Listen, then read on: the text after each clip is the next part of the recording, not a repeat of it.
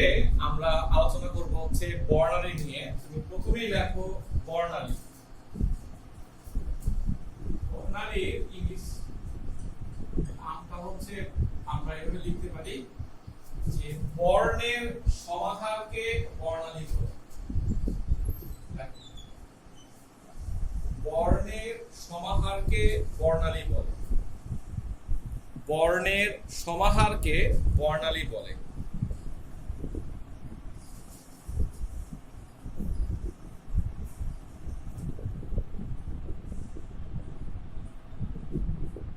ওকে, বর্ণের সমাহারকে বর্ণালী বলে।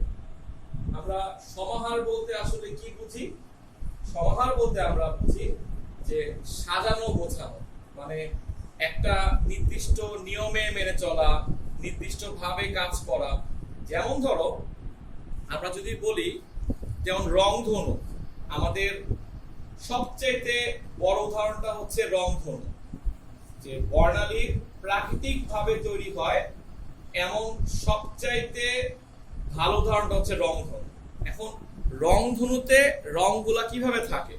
রংধনুতে রংগুলো একটা সিরিয়াল মেইনটেইন করে থাকে, যে প্রথমে বেগুনি, তারপরে নীল, তারপরে আসমানি, এইভাবে থাকে। সো এই যে সিকোয়েন্সটা ফলো করতেছে, এই জন্য আমরা বলতেছি যে এটা হচ্ছে একটা ভালো উদাহরণ। আচ্ছা, সো বর্ণালীতে আমরা মেইনলি আলোচনা করব কিভাবে রং তৈরি হয়, কিভাবে শক্তির ট্রান্সফার হইলো, কেন হইলো, কিভাবে হইলো, আমরা ডিটেইলস করব। তবে প্রথমেই আমি তোমাকে একটা কথা একটু ক্লিয়ার করে নেই, সবাই এটা ক্লিয়ার হবা, তারপরে আমার সঙ্গে যুদ্ধ করবা, সমস্যা নাই। কথাটা হচ্ছে আমরা স্টার্টিং এ যেটা পড়তে যাচ্ছি এটার নাম হচ্ছে বোরের বর্ণালী।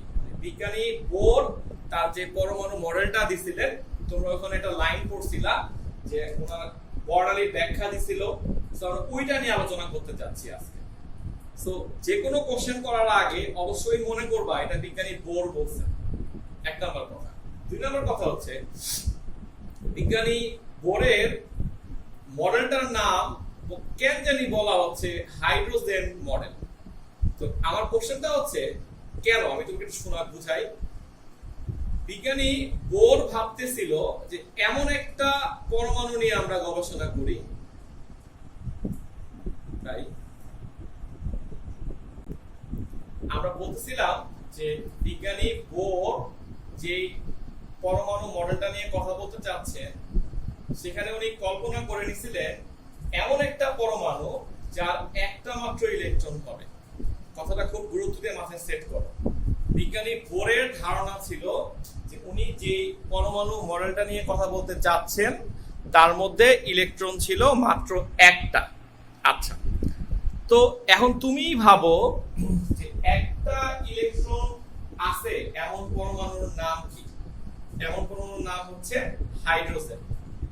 এই জন্য আমরা সবসময় লিখি বোরের হাইড্রোজেন পরমাণু। কিন্তু এই নামটা বলার পর পর তোমাদের থেকে যে কোশ্চেন গুলো আসে যে আচ্ছা ভাইয়া, হাইড্রোজেনের তো তাইলে একটা মাত্র শক্তি স্তর, তাই না? তো এখানে আমি তোমায় কথাটা বলে দিচ্ছি যে ক্লিয়ার হও। বিজ্ঞানী বোরের হাইড্রোজেন পরমাণু মডেল মানে এই না উনি হাইড্রোজেন নিয়ে পড়ালেখা করতে বলতেছেন। উনি বলতেছেন এমন একটা পরমাণু কল্পনা করো যার একটা মাত্র ইলেকট্রন। এরপরে আরেকটা লাইন আছে, ওটা না শুনেই তোমরা কমেন্ট করা শুরু করবা যে না তাহলে তো হলো, এবং যেই পরমাণুর শক্তি স্তর সংখ্যাটা হবে অসীম পর্যন্ত। অর্থাৎ উনি কল্পনা করতে যাচ্ছে আমাদের সামনে এমন একটা পরমাণু আছে যেটার এটা নিউক্লিয়াস, এটা ফার্স্ট অরবিট, এটা second orbit, third orbit, fourth orbit. কল্পনা করতে বলছে এরকম করে করে 100, 1 লাখ, 1 কোটি, অসীম। অর্থাৎ তাইলে আমারে বলো এই পরমাণুটা কি হাইড্রোজেন পরমাণু হইলো নাকি? তোমরা যে বলতেছো যে এটা আমরা হাইড্রোজেন পরমাণু নিয়ে পড়তেছি, তা কিন্তু না। বিজ্ঞানী বোর বলতেছেন তুমি এমন একটা পরমাণু ভাববা যার ইলেকট্রন সংখ্যা হচ্ছে একটা। সো একটা ইলেকট্রন কার হইতে পারে? হাইড্রোজেনের। এই জন্য এটার নাম হইলো হাইড্রোজেন বর্ণালী। আমরা ধাপে ধাপে শিখবো যে হাইড্রোজেন না হয়ে অন্য কিছু হইলে সেটা কি হবে। সেটা বলবো, মানে হাইড্রোজেন না হয়ে কথা ঠিক হলো না, মানে একটা ইলেকট্রন না হয়ে যদি অনেকগুলো ইলেকট্রন হয়। তো আবার বলতেছি, বিজ্ঞানী বোরের এই বর্ণালীটার নাম হচ্ছে হাইড্রোজেন বর্ণালী। হাইড্রোজেন বর্ণালী বলা হলো কেন? তার একমাত্র কারণ হচ্ছে উনি বলতে চাচ্ছেন একটা ইলেকট্রন আছে এমন পরমাণু নিয়ে উনি কাজ করতে বলছেন। তো একটা ইলেকট্রন আছে কার মধ্যে? অবশ্যই হাইড্রোজেনের মধ্যে। তাহলে একটা ইলেকট্রন নিয়ে কাজ করতে যেমন উনি তোমাকে বলছেন, তোমাকে কিন্তু উনি এটাও বলছেন যে এটা ভাববা আজকের পর থেকে যে আমাদের পরমাণুগুলোতে যেখানে আমরা ম্যাথ করব ওখানে ইলেকট্রনের পরিমাণ অরবিটের পরিমাণটা কিন্তু অনেকগুলা, অর্থাৎ 1 2 3 4 এরকম করে অনেকগুলা হবে অরবিটের পরিমাণ। তো সবাই কথাটা খেয়াল রাখো, কেমন, যে আমরা কি বলতে চাচ্ছি। একটা জিনিস নিয়ে বোঝা যাবে না যে এটা হচ্ছে এটা। আচ্ছা, এখন তুমি আমাকে প্রশ্ন করতে পারো চাই,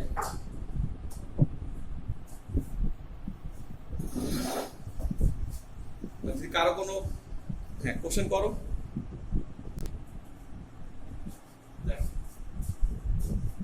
আমি একটা উদাহরণ তোমাকে বুঝাই। ধরো তুমি একটা 7তলা বাড়িতে বসবাস করো, 7তলা বাড়ি, 1 2 3 4 5 6 7। ওই বাড়িতে তুমি একমাত্র মানুষ যাকে সবাই খুব ভালোবাসে, খুব আদর করে, তুমি থাকো 1তলায়। এখন 2তলার যে আন্টি থাকে উনি সবসময় চায় তুমি ওনার বাসায় যাও, ওনার সাথে খাওয়া দাওয়া করো, ওনার সাথে গল্প করো, ওনার খুব ভালো লাগে। কেমন? ওনার এই ভালো লাগাটাকে আবার 3 নাম্বার তার আন্টি পছন্দ করতে পারেন না, উনি চায় তুমি ওনার বাসায় যাও। ঠিক সিকোয়েন্টলি 4 নাম্বার 5 নাম্বার 6 নাম্বার সবাই এভাবেই চায়। তুমি পড়ে গেছো বিপদে, তোমাকে যখন ওনারা বাসায় দাওয়াত দেয় তখন তুমি খুব ঝামেলায় পড়ে যাও যে আমি কিভাবে যাব। কারণ তখন তুমি একটা বুদ্ধি বের করলা। ধরো তুমি প্রথমে গেলা তোমার এই আন্টির বাসায় 2। এখন কোনোভাবে যদি এই আন্টি জানতে পারেন তুমি এখান থেকে এখানে আসছো, তোমার প্রতি ওনার একটা খারাপ ধারণা হবে না, রাগ করবে না, উনি হিংসা করবেন তোমাকে, কেন এই বাসায় যাও। তুমি খুবই বুদ্ধিমান একটা মানুষ, তুমি করলা কি যে যখন 2তলায় তোমার খাবার দাবার শেষ হয়ে গেল তুমি টুক করে আবার এখানে চলে আসলো। হ্যাঁ, তুমি দেখবা যে আন্টিকে তুমি দেখাবা তুমি 1 থেকে 3 নম্বরে গেছো, সেম ভাবে তুমি 1 থেকে 4 নম্বরে গেছো। তুমি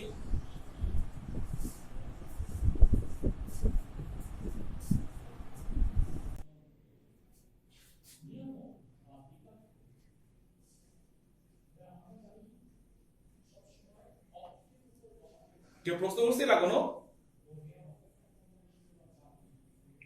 ভাইয়া শুনতে পাচ্ছিলাম না, অনেক কেটে কেটে আসতেছিল কথা। মানে এখন কেটে আসতেছে? এখন ঠিক আছে। আচ্ছা ঠিক আছে।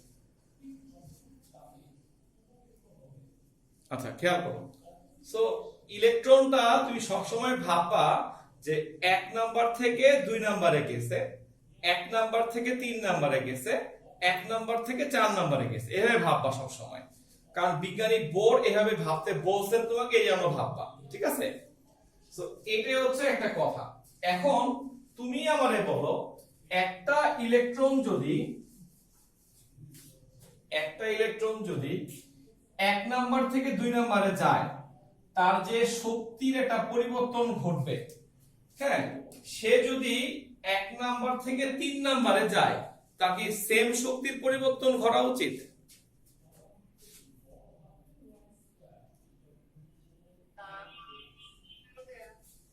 মানে কারো কাছে কি মনে হচ্ছে যে শক্তির পরিবর্তনটা সেম হবে? ডেফিনেটলি না। আচ্ছা, যদি এটাই হয় তাহলে খেয়াল করো, আমি বলতেছি যে আমরা তো অলরেডি পড়ছি যে E সমান সমান H নিউ পড়ছি, তাই না? বা HF পড়ছি, একই কথা। তারপরে পড়ছিলাম F মানে হচ্ছে C বাই ল্যামডা। এই আচ্ছা, তো তো তোমরাই বলতেছো একটা ইলেকট্রন যদি 1 নাম্বার থেকে 2 নম্বরে যায় অথবা 1 নাম্বার থেকে 3 নম্বরে যায়, এই দুইটা কেসে শক্তির মানটা ভিন্ন ভিন্ন আসবে।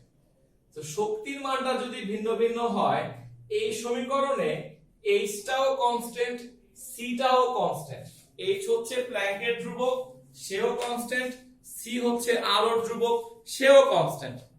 তাহলে h ও যদি কনস্ট্যান্ট হয় আর c ও যদি কনস্ট্যান্ট হয়, তাহলে তাহলে কথাটা খেয়াল করে দেখো একটু, যে h আর c হচ্ছে কনস্ট্যান্ট, তাহলে এনার্জি যদি চেঞ্জ হয় তাহলে ল্যামডা চেঞ্জ হওয়া উচিত না? আমি আবার বলতেছি, একটা সিকোয়েন্স হচ্ছে ইলেকট্রন 1 থেকে 2 এ গেছে, আরেকটা 1 থেকে 3 এ গেছে। এই দুইটা ক্ষেত্রে তোমরা সবাই একমত হইছো যেখানে শক্তির পরিবর্তনটা ভিন্ন হবে। তো শক্তির মানটা যদি ভিন্ন হয়, সমীকরণের দিকে তাকাও, এইচ আর সি তো চেঞ্জ হবে না, তাহলে চেঞ্জ হবে কোনটা? ল্যামডার মানটা চেঞ্জ হবে, রাইট? যদি ল্যামডার মানটা চেঞ্জ হয় তাহলে আমরা সবাই একমত হতে পারি যে যেহেতু তরঙ্গ দৈর্ঘ্যটা চেঞ্জ হচ্ছে, আমরা এটাও সবাই জানি যে পৃথিবীর প্রত্যেকটা রঙের জন্য, কালারের জন্য একটা করে তরঙ্গ দৈর্ঘ্য আছে।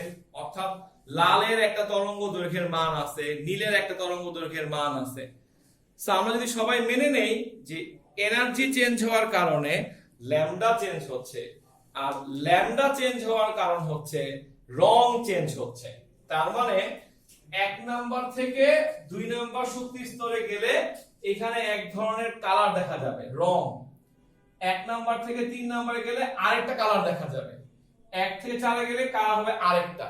সো সিকোয়েন্সটা হচ্ছে এই, এনার্জি চেঞ্জ হবে, ল্যামডা চেঞ্জ হবে, ল্যামডা চেঞ্জ হলে আমরা ভিন্ন ভিন্ন তরঙ্গ দৈর্ঘ্য দেখতে, কালার দেখতে পাবো, কালার। এই পর্যন্ত কারো কোনো কিছু থাকলে জিজ্ঞেস করে নাও। তাহলে আমরা সবাই একমত হইলাম যে ইলেকট্রনটা মুভ করার উপর ডিপেন্ড করে ওর শক্তি চেঞ্জ হবে, শক্তি চেঞ্জ হলে তরঙ্গ দৈর্ঘ্য চেঞ্জ হবে, আর তরঙ্গ দৈর্ঘ্য চেঞ্জ হওয়ার কারণে আমরা একটা কালার দেখতে পারবো এক এক সময়। এখন বিজ্ঞানী বোর এই কালারটার নাম দিলেন লাইন। লাইন, লাইন মানে রেখা। অর্থাৎ তুমি যখন বইগুলো দেখবা, তোমার বইয়ে কোনো কোনো বই অনেক কথা লিখছে, এইটার নাম আমরা যেটা পড়তেছি এটার নাম হচ্ছে রেখা বর্ণালী, বুঝছো?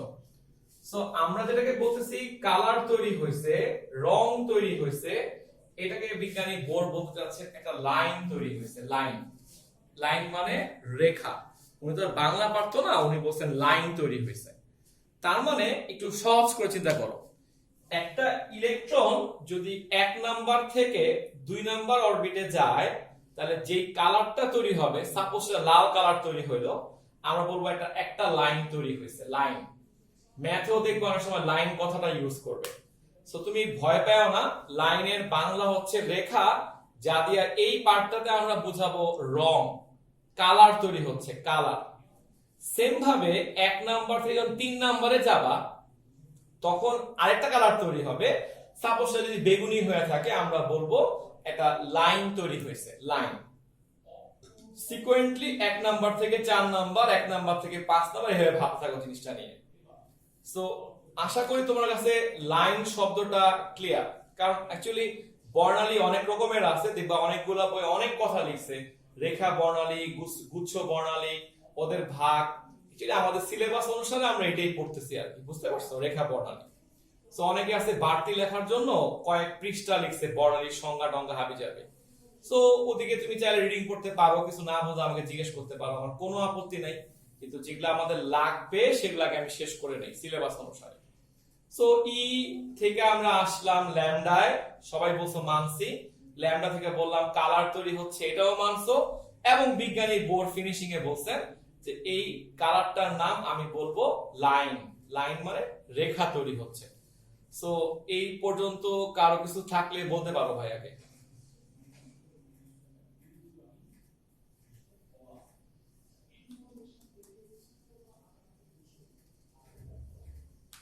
নাই, কারো কিছু বলার নাই।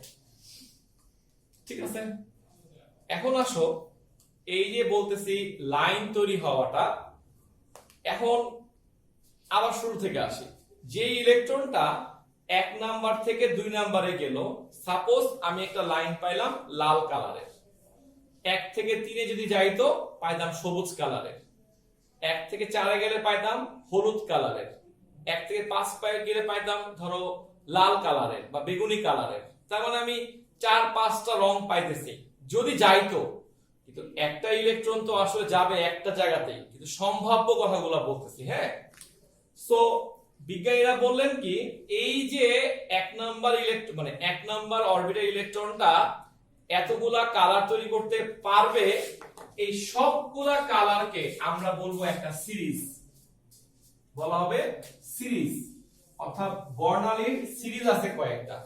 তোমাকে আমি খুব সাধারণভাবে বুঝাইছি যে সিরিজ বলতে আসলে বোঝাচ্ছি রঙের সমষ্টি। মনে করো তুমি ভাবো এটা একটা লাল কালার, একটা হলুদ কালার, একটা সবুজ কালার, একটা বেগুনি কালার, এই 4টা কালারকে বলা হবে একটা সিরিজ। ঠিক আছে, এরকম 1 নাম্বার অরবিটাল ইলেকট্রনটা মানে 1 নাম্বার অরবিটাল ইলেকট্রনটা যতগুলা কালার তৈরি করতে পারবে, এই সবগুলা কালারকে বিজ্ঞানী নাম দিলেন, ওনার নাম অনুসারে এটার নাম দিলেন লাইম্যান সিরিজ। তুমি দেখো হাজারি স্যারের বইয়ে ইতিহাসটা লেখা আছে, যদি আগ্রহ থাকে পড়ার আর কি। ওখানে দেখবা যে কত সালে কোন বিজ্ঞানী কার নাম সব লেখা আছে, দেখবো ওখানে ওনারা এটা আবিষ্কার করছিলেন কিভাবে, সব লেখা আছে।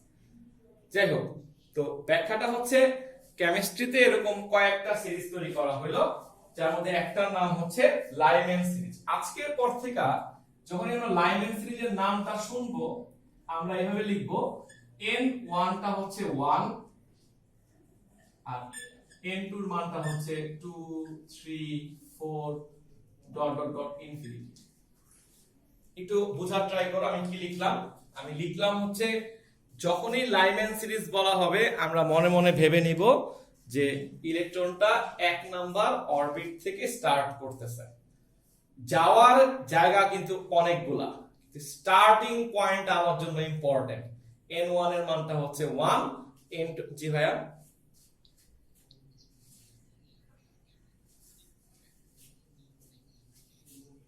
আচ্ছা, আমি এটা পড়াশোনা করতেছি, এখন এখন কথা বলবো না, আমি মনে করি কোশ্চেন বুঝে ফেলছি, আমার ক্লাসের মধ্যে অ্যান্সারটা পেয়ে যাবে ইনশাআল্লাহ। হ্যাঁ, আচ্ছা, সো n1 এর মানটা হচ্ছে 1, n2 এর মানটা হচ্ছে 2 3 4 5।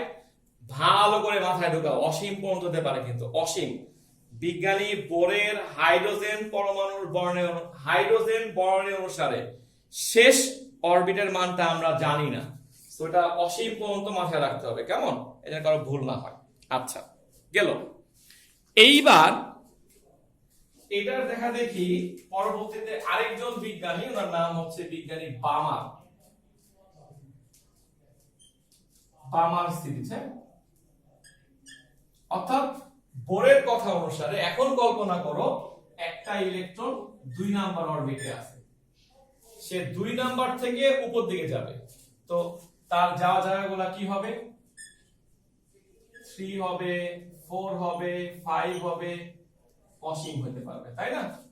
জানি কারো কারো মাথায় ঘুরতেছে 1 এ নামতে পারবে কিনা। না, পরের কথাটা মেনে নাও আগে, উনি যেভাবে বলছেন সেভাবে ব্যাখ্যাটা দিয়ে নেই। অর্থাৎ 2 এর পর থেকে যত উপরে যাওয়া যায়, 3 4 5 6 অসীম পর্যন্ত যে কালারগুলো তৈরি হবে, সেই কালারগুলোর যে সমষ্টিটা একসাথে করে আমরা নাম দিব বামার সিরিজ। বলো না, না, প্যাস্টেন সিরিজটা হচ্ছে 3 নাম্বার থেকে আরম্ভ হবে, n1 টা হচ্ছে 3, n2 টা হচ্ছে 4 5 6 অসীম পর্যন্ত। হ্যাঁ,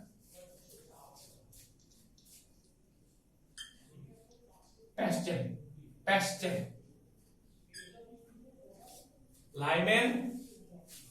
লাইম্যান বামার প্যাস্টেন। ওকে, সো লাইম্যান বামার প্যাস্টেন সিকোয়েন্টলি 4 নাম্বার বিজ্ঞানীর নামটা খুব মজা, ব্রাকেট সিরিজ। n1 টা হবে 4 থেকে ইনটু হবে 5 6 ডট অসীম পর্যন্ত। এই হচ্ছে লাইমেন, বামার, প্যাসচেন, ব্রাকেট, ফানফা। 5 নম্বর লিখিয়ে নি না। 5 নম্বরটা নিয়ে একটু যুদ্ধ আছে, কেউ বলে ফান সিরিজ, কেউ বলে ফুন সিরিজ। বানানটা হচ্ছে F U N D, fun. বানানটা হচ্ছে F U N D, fun. So কেউ বলে এটাকে ফান সিরিজ, কেউ বলে ফুন সিরিজ। তুমি যে কোনো একটাতে ইউজার হলে আমার চলবে। আচ্ছা, সেক্ষেত্রে n1 এর মানটা হবে 5, n2 এর মানটা 6 7 8। মোটামুটি সবগুলা বইয়ে এই 5টা সিরিজের নামই লেখা আছে, লাইমেন, বামার, ব্রাকেট, প্যাসচেন, ব্রাকেট, ফুন্ড। তো রিসেন্টলি কিছু বইয়ে আরেকটা সিরিজের নাম লেখে, এটার নাম হচ্ছে হামফ্রে সিরিজ। হামফ্রে, এটা একজন বিজ্ঞানীর নাম। বুঝতেই পারছো সিকোয়েন্সটা কি হবে। উনি ভাবতেছেন 6 থেকে, হ্যাঁ,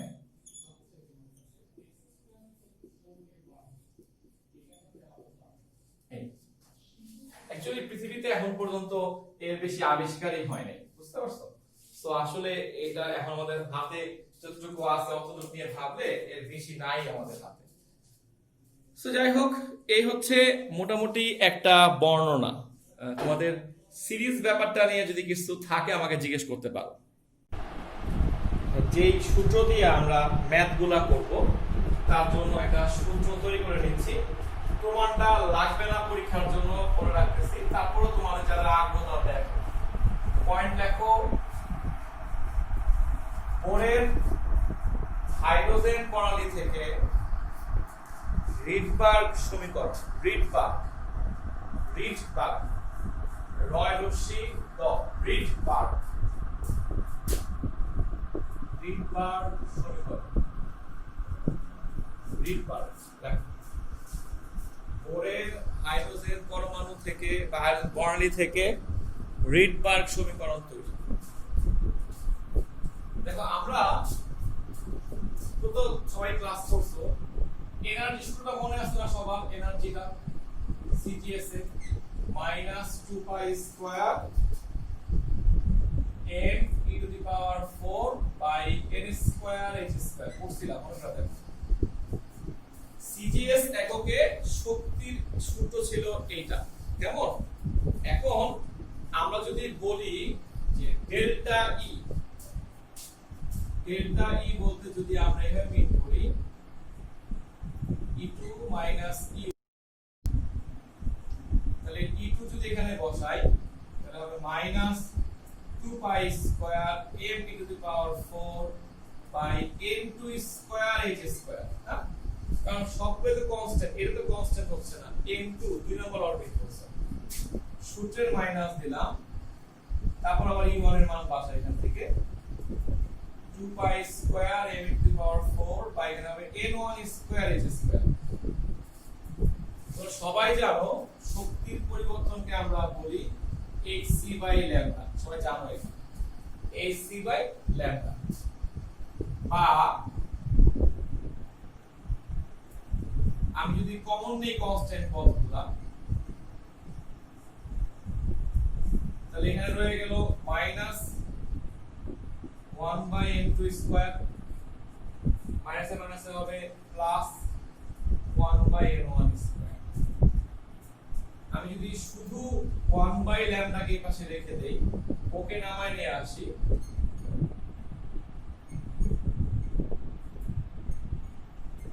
h কিউব c আসে মাত্রাতে।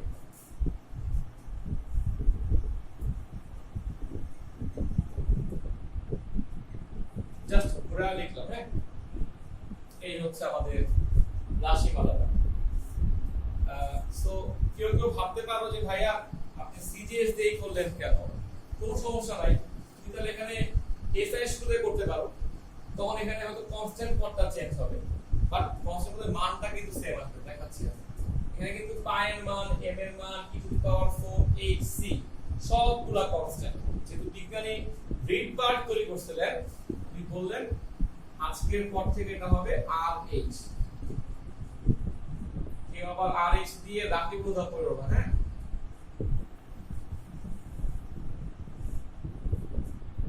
এক দুই তিন, এটা এটা তাহলে এর উল্টা লিখছি তো। আচ্ছা, সবাই প্রমাণ তুলে ফেলতে পারে, প্রমাণটা যারা থাকলো। আমি একটু বলে নেই, যাদের মাথায় এখনো ঘুরতেছে তাদের অ্যান্সারটা এখন দিয়ে ফেলে আগে থেকে। সিজিএস দিয়ে করলে সব সিজিএস দিয়ে ভাবতে হবে, এসআই দিয়ে করলে সব এসআই দিয়ে ভাবতে হবে, ঠিক আছে? সো এটা কোনো সমস্যাই না, কারণ আমরা তো আরএইচ এর মানটা মুখস্থ করে ফেলবো। সো আরএইচ এর মান তুমি যদি যেভাবে তোমাকে ম্যাথগুলো আমি কমার্স শিখাইছি সেভাবে তুমি বসাও, যে মানটা আসবে সেই মানটা আসবে 10737। আমি বলি তোমাকে, শোনো, আরএইচ এর মানটা ক্যালকুলেশন করো, এমন কিছু একটা আসবে 10737 পার সেন্টিমিটার। কিন্তু এখানে একটু মতভেদ আছে, এই কনস্ট্যান্ট পদগুলো একটু এদিক ওদিক করলে পরীক্ষামূলকভাবে যে মানটা করা হয় সেই মানটা আমরা মুখস্থ রাখবো, এটা মুখস্থ রাখবো। আমরা মুখস্থ রাখবো হচ্ছে এটা 109 লিখছি, এটা 678। এই মানটা দিয়ে সব জায়গায় ম্যাথ করা হয়, এক্সপেরিমেন্টাল ভ্যালু, আর এটা হচ্ছে থিওরিটিক্যাল ভ্যালু। লিখে রাখলাম জিনিসটা, বাট এটা আমাদের মনে রাখার দরকারই নেই কোনো ভাবে, হ্যাঁ? কারণ অনেকে আবার আজকে বাসায় বসে না 10 শুধু 10 9 6 7 8 মুখস্থ রাখা সোজা কাজ। 10 9 6 7 8 এর মুখস্থ করতে। অনেকে আছে এই মানটা বসায় দেখবে, আজকে আমি জানি বাসায় তাদের এই মানটা হুবহু এটা আসবে না, একটু এদিক ওদিক হবে, হ্যাঁ? বাট সবগুলা বইয়ে এক্সপেরিমেন্টাল ভ্যালুতে আমরা মেইন এসিটি পরীক্ষামূলকভাবে মানটা হচ্ছে 10 9 6 7 8। সো এটা তর্ক করার কোনো লাভ নাই। আর এইচ এর নামটা হচ্ছে এটা হচ্ছে এই সূত্র বার করা সূত্রটা, মানে এটা কই থেকে আসলো, এটা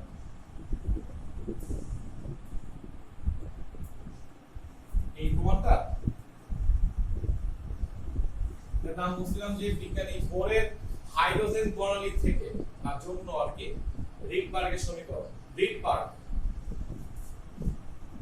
বলেন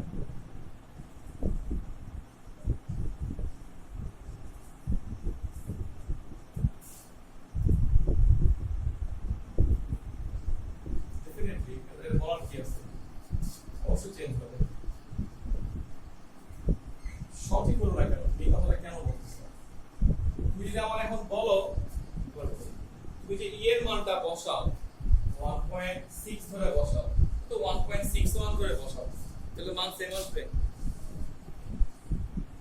সবকিছুরই না কেন 1.6 আর 1.61 কি এক জিনিস নাকি? অ্যাকুরেট মান তো 1.61, আমরা ধরি 1.6 ধরে করি। তুমি পায়ের মান বসাবা 3.14, রাফি বসাবে 3.1416, আমি বসাবো 3.1416256, তোমার কি হবে বলো? এটা ঝামেলা আছে, এখানে অনেকগুলা কনস্ট্যান্ট। আর তুমি যেটা ভাবতেছো সেটা এরকম না, এটা একটা ছোট মান, সেন্টিগ্রেড আমি দেখো 10 9 6 7 8। এখন আমি যে ডান দিকের উপরে কাটলাম ওই মানটা, এটাও তো ফিক্স না। তুমি যখন করবা এটা এক বইয়ে লেখা আছে, আরেক বইয়ে দেখবা আরেকটা মান আসছে, এজন্য সবাই মিলে একটা মানের সিদ্ধান্ত আসছে, যেটা এক্সপেরিমেন্ট করে পাওয়া যায় অ্যাকচুয়ালি প্র্যাকটিক্যাল ফিল্ডে 10 9 6 7 8।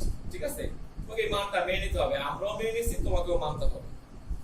আমি এটা বলতাম না, কারণ আমার এই বেশ কিছু স্টুডেন্ট যারা করবে কি ক্লাস শেষ হওয়ার পরে এই মানগুলো বসাবে, কারণ ওরা সিডিএস এর মানগুলো মুখস্থ পায়, মানগুলো বসায় আর দেখবে যে এই মানটা আসলে পাস, মাথা গরম হয়ে যাবে।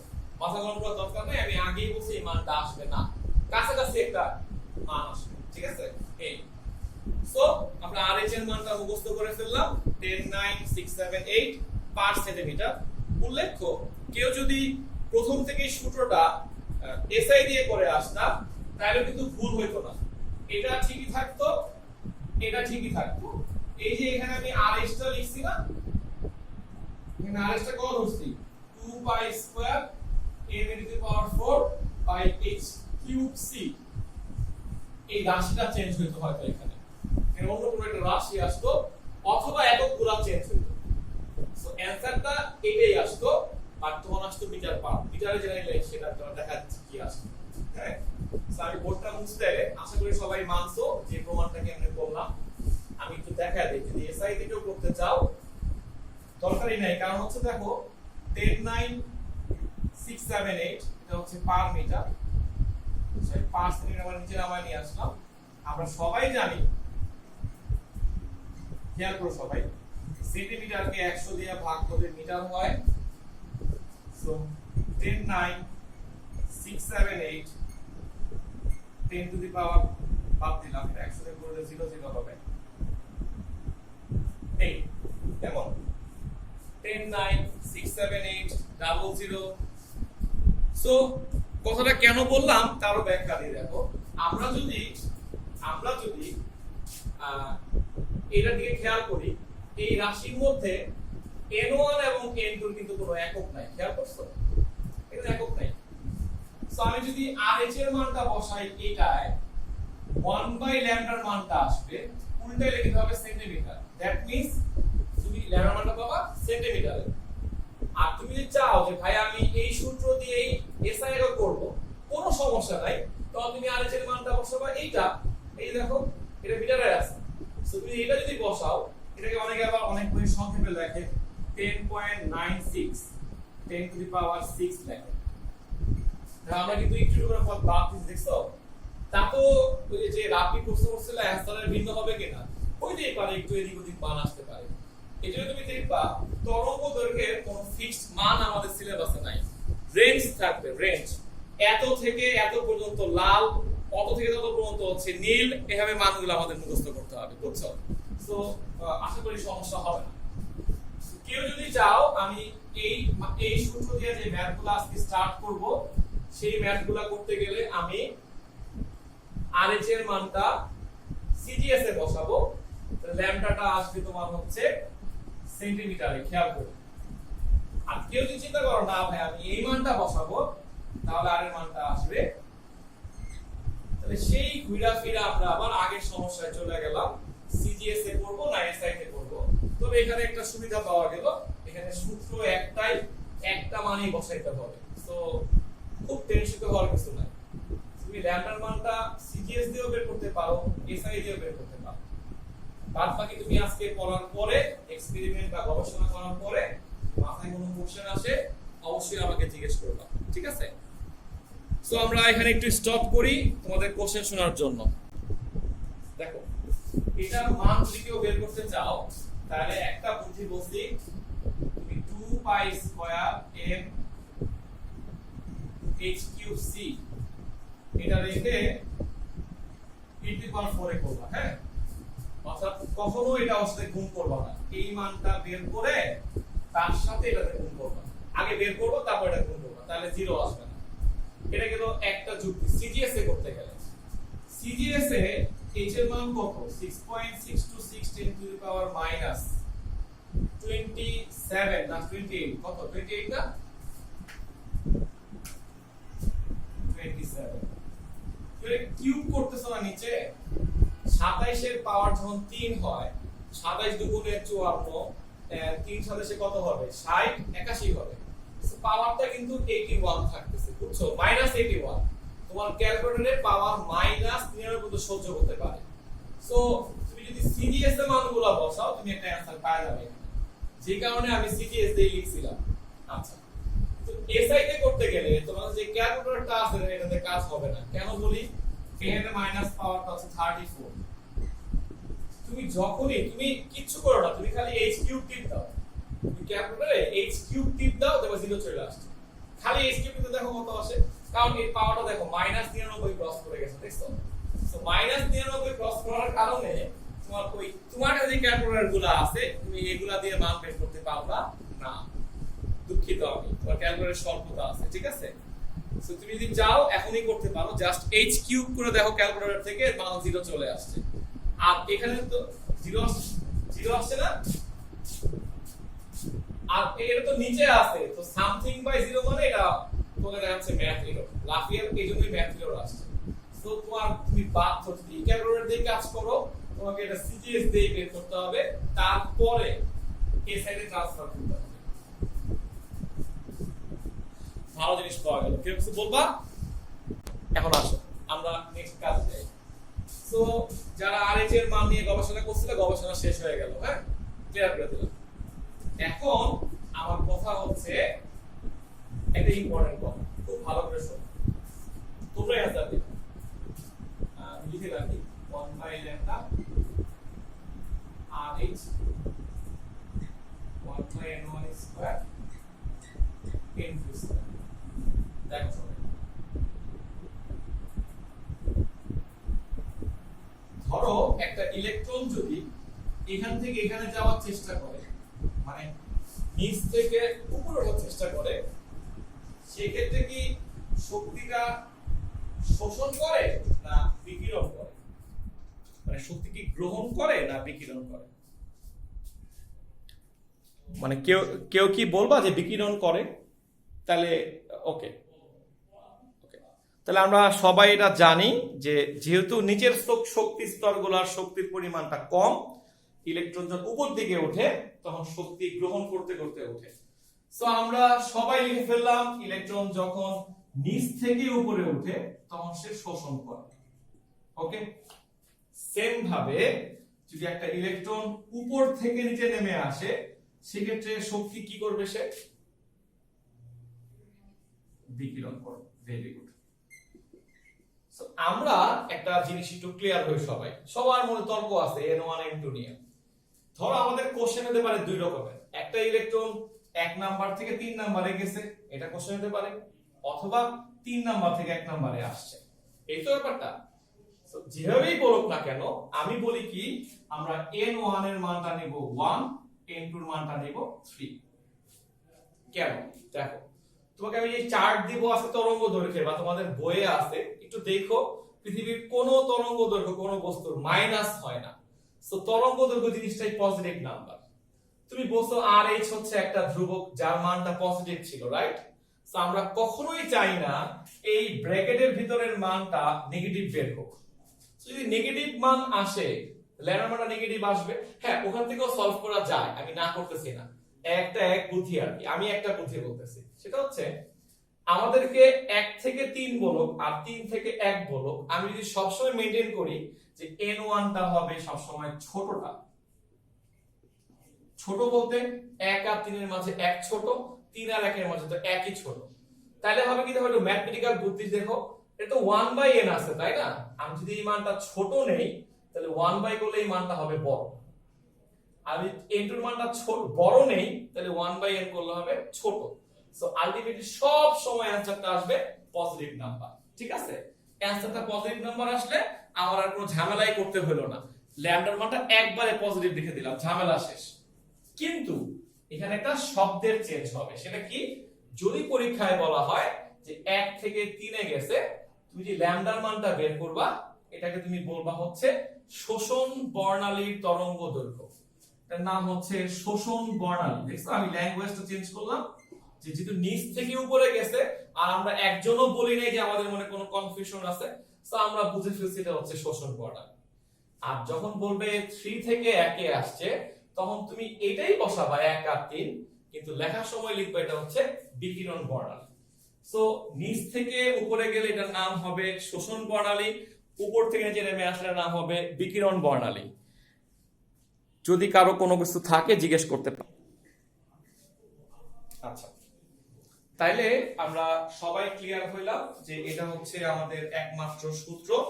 আমরা কিন্তু এখনো বিজ্ঞানী বোর্ডেরটার মধ্যেই আছি, চেঞ্জ করে নেই কিন্তু, কেমন? আচ্ছা, এখন একটা ছোট্ট কোশ্চেন, সেটা হচ্ছে এই ল্যামডার মানটা তুমি যদি RH এর মানটা সেন্টিমিটার ইনভার্সে বসাও, তাহলে সেন্টিমিটারে আসবে। তোমরা অনেকেই যেটা জানো যে সেন্টিমিটারকে 10⁷ দ্বারা গুণ করলে ন্যানোমিটার হয়। এই চ্যাপ্টারটায় এই পার্টটাতে ন্যানোমিটার নেওয়াটা জরুরি আমাদের জন্য, কেমন? অথবা কেউ যদি মিটার ইনভার্সে বসাও, মিটারে আসবে, তাহলে মিটারটাকে 10⁹ দ্বারা গুণ করলে ন্যানোমিটার হয়। এখন তুমি হয়তো বলতে পারো যে ন্যানোমিটারে কেন নেওয়া লাগবে? কারণ আমরা তরঙ্গ দৈর্ঘ্যের কিছু মান মুখস্থ করব, লালের কত, নীলের কত, সবুজের কত, হ্যাঁ, অ্যাট লিস্ট 7টা থেকে 10টা মান আমাদের মুখস্থ করতে হবে। সো এই মানগুলো আমরা মুখস্থ করব ন্যানোমিটার এককে। সো ন্যানোমিটারে মুখস্থ করলে আমাদের জিনিসটা খেয়াল রাখতে হবে যে ন্যানোমিটার এককে মানগুলো যদি ন্যানোমিটারই হয় তাহলে আমার ল্যামডার মানটা ন্যানোমিটারে আসতে হবে। কেন? কারণ আমি তোমাকে এরপরে প্রশ্ন করব, এখন বলো তো এখানে কোন ধরনের কালার তৈরি হচ্ছে, লাল, নীল, সবুজ, বেগুনি, তখন তোমাকে একটা অ্যান্সার করতে হবে। এই জন্য আমাদেরকে কিছু রঙের নাম আলটিমেটলি মুখস্থ করতে হবে। সো কি কি করতে হবে আমি তোমাকে চার্ট আকারে সব দিয়ে দিচ্ছি, তুমি একদমই ভয় পেও না, তুমি জাস্ট পড়া শুরু করবে আর কি, আর কিছু না। আরেকটা কথা বলি, এটাও মাথায় রেখো, ল্যামডা যে মানগুলা দিব আমি, বিভিন্ন বইয়ে মানের কিছু ডিফারেন্স আছে, মানে হয়তো কেউ বসে এত, কেউ বসে অত, তবে এটা নিয়ে কোনো সমস্যা নাই, তুমি একটা সেট মুখস্থ করলেই হবে। কারণ এখন পর্যন্ত 6 বছর বোর্ডে যে কোশ্চেন গুলো আসছে সবগুলাই হয় মানগুলা দিয়ে দিচ্ছে রেঞ্জের মানটা, অথবা যেটা কমন মান আছে, কমন মান বলতে ধরো হয়তো বা একটা বইয়ে লালের বেগুনি ছিল হয়তো ধরো 380 ন্যানোমিটার থেকে ধরো 410 পর্যন্ত ছিল, আরেকটা বই ছিল 380 থেকে ধরো 405 পর্যন্ত ছিল। হ্যাঁ, সো ওই 405 এর 10 এর এইসব মানগুলো আসবে না, আসলে হয়তো 382, 390, 395 এই ধরনের মানগুলো আসবে। সো তুমি এটা নিয়ে কোনো ভয় পাও না, তোমার এটা কোনো ঝামেলাই হবে না, এটা আমি গ্যারান্টি দিচ্ছি, ঠিক আছে? তুমি একটা বইয়ের মানগুলো মুখস্থ করলেই হবে। তো আমি যেই বইগুলোতে বেশি আছে সেই মানটাই তোমাকে আমি গিফট করতেছি, তুমি বুঝতে পারবা। আমার পড়ানো শেষ, তুমি আমাকে চাইলে কোশ্চেন করতে পারো। তাহলে ছুটি ক্লাস, ঠিক আছে?